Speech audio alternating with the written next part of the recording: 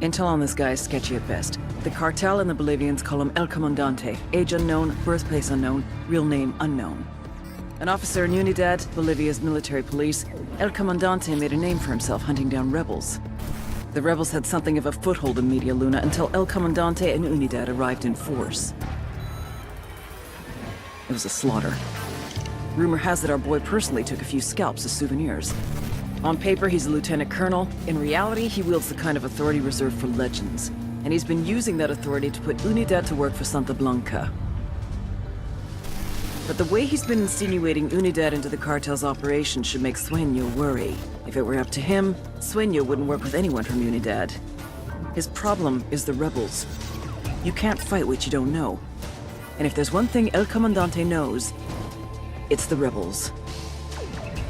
Without him, Media Luna would be in rebel-controlled territory.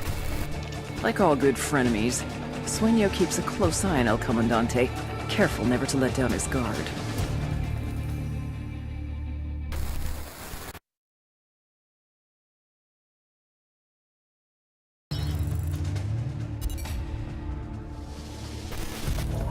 Get ready. Odds left, evens right.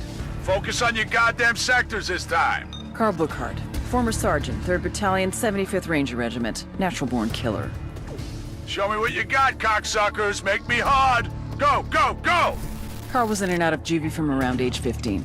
Records are sealed, but the pattern is what you'd expect. At 18, a judge gave him the choice of joining the Army or doing jail time. Burkhardt thrived in the Army. After graduating from Ranger School, he deployed to Iraq with 3rd Battalion in 2003. He finally found his place and was looking to make the Army his career. And then in '05, his patrol hit an IED in downtown Ramadi. Burkhardt didn't take to civilian life. Couldn't keep a job for more than a couple weeks, and started having run-ins with the cops again. Started telling anyone who'd listen about how the Army fucked him over. Eventually, he started spending time over the border in Juarez. God knows what Burkhardt was looking for down there, but eventually he crossed paths with El Muro, head of Santa Blanca security. They share some beers, maybe some blow. Burkhardt gets to talking about his army days. El Muro is impressed. He knows the real thing when he sees it. He asks Burkhardt to come to Bolivia to train the cartel's army in the Montiel province. El Muro wants them to be the best force of its kind in all of South America. And Burkhardt is just the kind of man he's looking for. The kind of man who can run combat drills, show a bunch of morons how to field strip a G-36 in 2 minutes flat. The kind of man who could turn narcos into elite soldiers.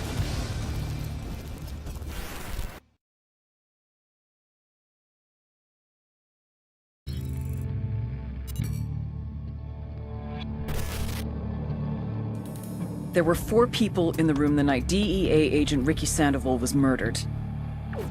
El Sueño, the head of the Santa Blanca cartel, Ricky, and the last 2 were La Yuri and El Polito. Yuri and Polito met at a poor state-run hospital in Chiapas, where El Polito was doing his residency and La Yuri worked as a nurse. It was love at first sight. From the first moment their eyes met, they were inseparable. A love like no other.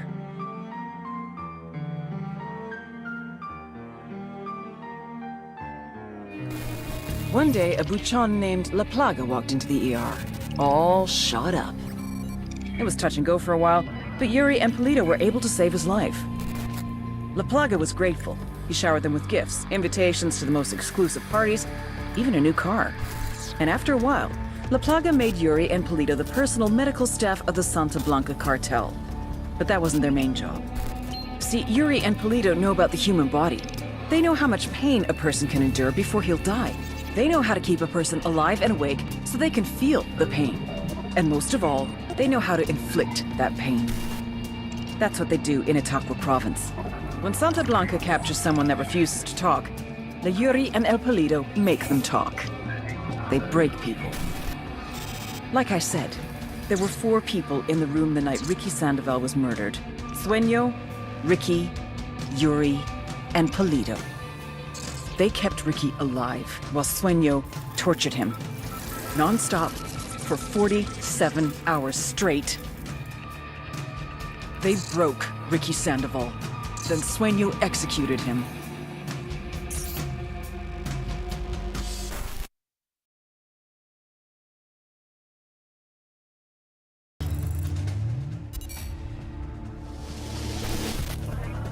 Major General Barro is a patriot. He runs Unidad, the Bolivian military police force from main operating base Jaguar in Flor de Oro. When Santa Blanca first arrived in Bolivia, they went to war with Unidad. Innocent civilians got caught in the crossfire. The death toll was tremendous. Barro had seen a lot of death in his life and was desperate to bring peace back to his country. So he brokered a backroom deal between El Sueño and the Bolivian government. Unidad agreed to look the other way and let Santa Blanca run their business. In exchange, the cartel promised to keep their killings to a minimum. Obviously, the results have been a mixed bag. The relationship between Santa Blanca and Unidad is tense. Now that Bolivia has become a full-fledged narco state, I believe that he is starting to regret his decision. Major General Barro is either one of our most dangerous enemies or our greatest ally. There's only one way to find out which.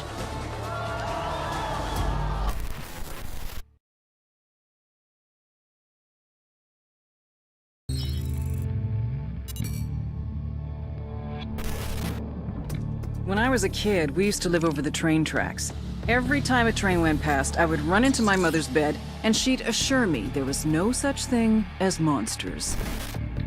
She was such a liar. El Pozolero, also known as the stew maker. Sometimes the cartel needs a dead body to completely disappear without a trace. In such cases, they ship the cadavers off to San Mateo. The first thing El Pozolero does is place the bodies inside a barrel, which he fills with caustic soda, sodium hydroxide, then covers the drums, stirring occasionally. After 24 hours, there's nothing left but a thick sludge, a stew. He pours this into a pit. Any leftover teeth or bone fragments he smashes into dust. Last year, more than 300 people disappeared in San Mateo. Their families have no idea if their loved ones are alive or dead. They can't have proper burials, they can't have closure. The only one who knows what truly happened to these people is El Pozolero, the monster who melted them.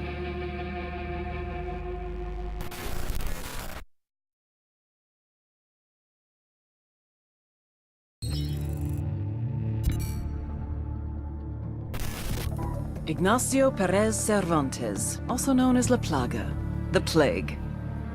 Head of security for Santa Blanca, and the little brother of El Muro. El Muro had him trained well. Paid off guys in Russia's Bodark Special Forces group to teach him combat tactics. Sent him to learn killing techniques from death squads in El Salvador and Honduras.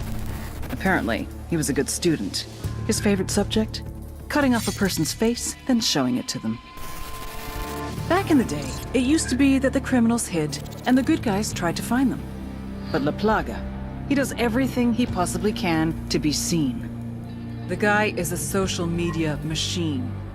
He pays narco corrido bands to write songs about him. He has his own personal camera crew.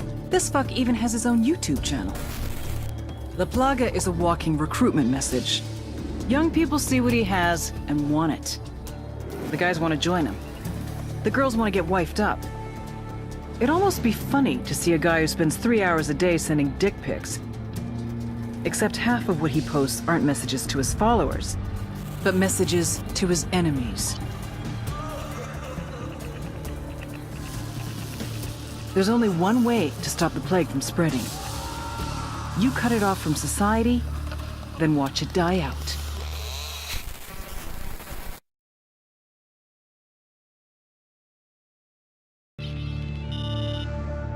The Santa Blanca Security Forces. Run by El Muro, childhood friend and personal bodyguard to El Sueño. El Muro means the wall, as in no one gets over it, no one gets under it, no one gets around it. SBC security forces recruit hard and train harder. Instructors from Israel, South Africa, Russia, and unfortunately, even the good old US of A. Polygraphs, first of every month. Pass, you pick up your paycheck. Fail? Yeah, don't fail. Even so, El Muro has a polygraph system of his own.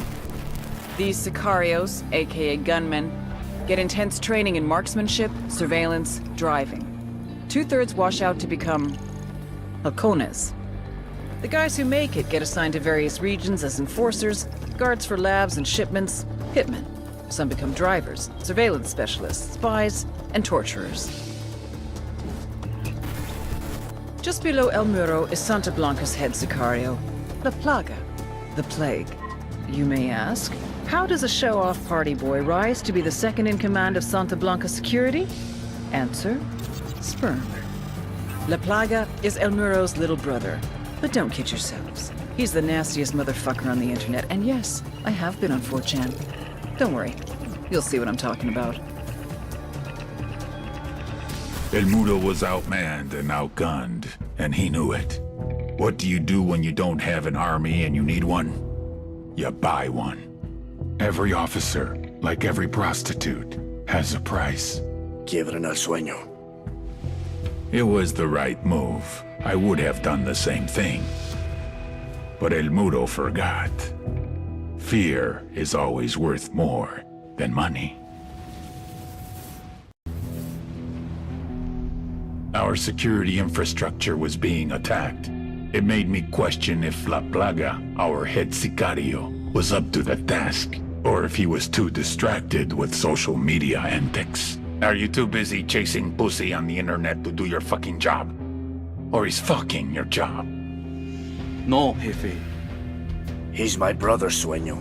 I will keep him in line. La Plaga got the message too well. He doubled down. Whoever's behind this, know that we will find you. Know that for every one of us you kill, we will kill 10 civilians at random. There is no such thing as innocent to me. The little pendejo had no idea how much damage he had just caused. La Plaga's response to the attacks proved he did not understand that the most basic function of a drug trafficking organization is to make money. What does your father do? He's a halcón. A lookout. Sí. He hasn't been doing his job, has he? I don't know. Killing innocent people does not help you. Just the opposite. It alienates the people you need most. It sends them into the arms of your enemies. Who is really your brother? Tu carnal? The man you grew up with? Fought with? Bled with? Grew rich with? Or some guy whose mother got fucked by your father? La Plaga has gone too far.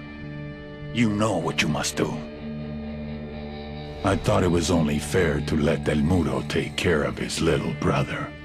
He would do it quickly, mercifully. Nothing like what I saw in the videos. I am not my brother's keeper. That's the Bible. That's God. Run. El Muro chose to go against the word of God.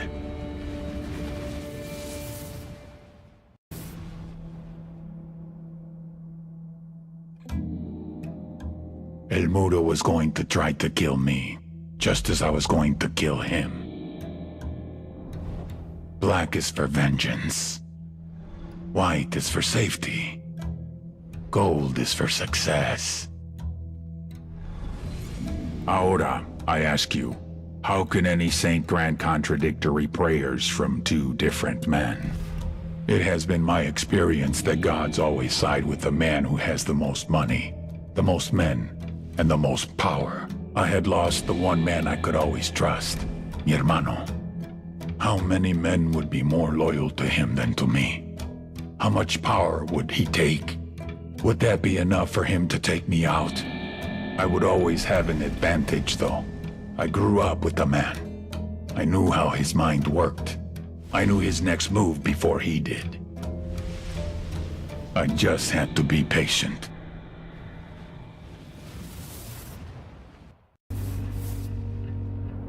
Francisco Ricardo Munguia, El Muro, the wall.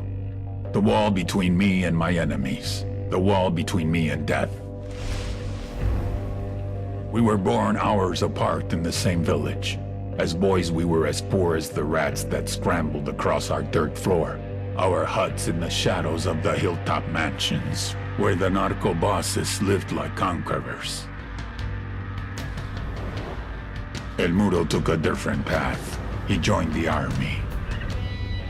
Special forces. He rose through the ranks, helped to protect the local narcos, was paid in cocaine and money along with promotions. When we met again, Francisco, hermano. Why are you still in the army? You and me together, we could rule.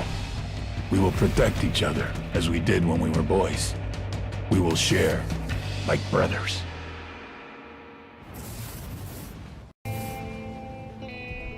My security forces were shattered. I was a king without an army. My generals were dead or captured. I had no defenses, no armor.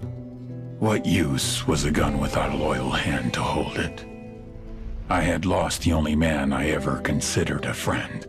And when I asked my partners in Mexico for more sicarios, they refused. I would try to recruit from the gangs in El Salvador and Honduras. One man's war zone is another man's talent pool. But it would take time to train them, to cultivate them. Time I would spend with a target on my back, waiting for someone else to come for the crown.